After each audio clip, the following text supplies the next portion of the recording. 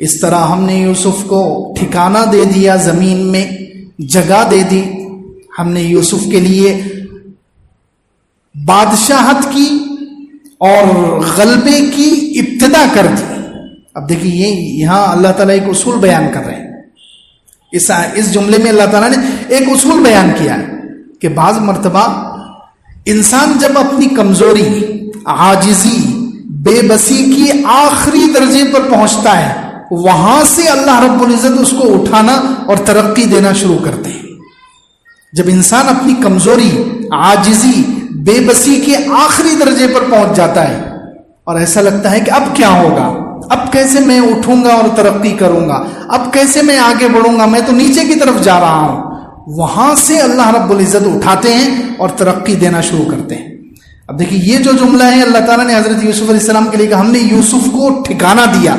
پکڑ دے دی، قوت دے دی زمین میں، مصر میں۔ اب کس وقت یہ جملہ کہا جا رہا ہے؟ یہ جملہ اللہ تعالیٰ نے اس وقت نہیں کہا جب یوسف علیہ السلام اپنے والد کے پاس تھے، حضرت یعقوب کے پاس تھے، جب اپنے وطن میں تھے، بھائیوں کے بیچ میں تھے، خاندان والوں کے بیچ میں تھے، اس وقت یہ جملہ نہیں کہا۔ کمزوری بڑھتی گئی ان کی، پہلے وہ کنویں میں ڈالے گئے، کمزوری، پھر بھائی کنویں سے نکال کر قافلے والوں کے ہاتھوں بک گئے، کمزوری بڑھ گئی، پھر وہاں سے مصر میں لا کر غلام بنا کر بیچا گیا، کمزوری بڑھ گئی، پھر وہاں سے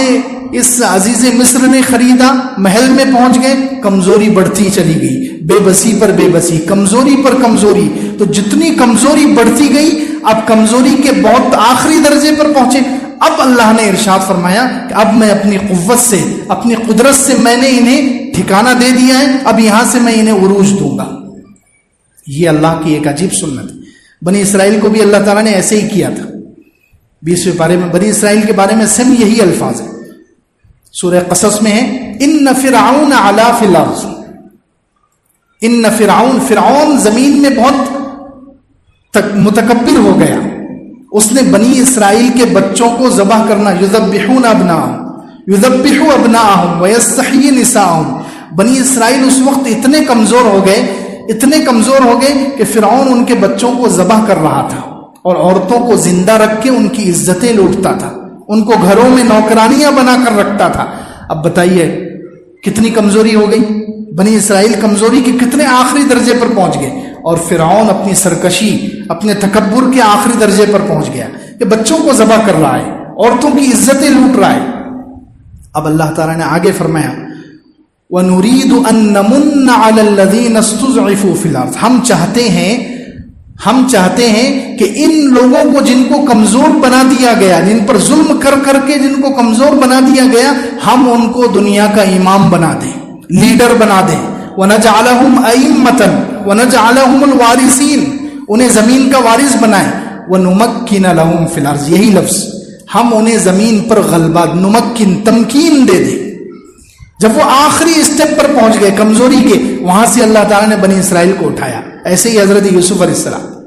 ایسے ہی اس ملک میں یا مسلمان جہاں بھی ہے، آج کے زمانے میں بھی یہ بہت عبرت کی آیت ہے کہ جتنا ہم کمزور ہوتے جائیں گے اتنا ہمیں اللہ سے امید بڑھ جانی چاہیے۔ جتنا ہم کمزوری کے آخری درجے پر پہنچیں گے ہمیں اللہ کی ذات پر بھروسہ رہنا چاہیے، اللہ ہمیں کسی بھی درجے کی نچلی سطح سے ہمیں اٹھا سکتا ہے، کسی بھی کمزوری کے درجے سے اٹھا کر اللہ تعالیٰ ہمیں غلبہ دے سکتا ہے۔ بس اللہ سے نا امید نہیں ہونا چاہیے، اللہ سے نا امید نہیں ہونا چاہیے، اللہ سے تعلق مضبوط رکھنا چاہیے، اپنے دین، ایمان اور شریعت پر قائم رہنا چاہیے۔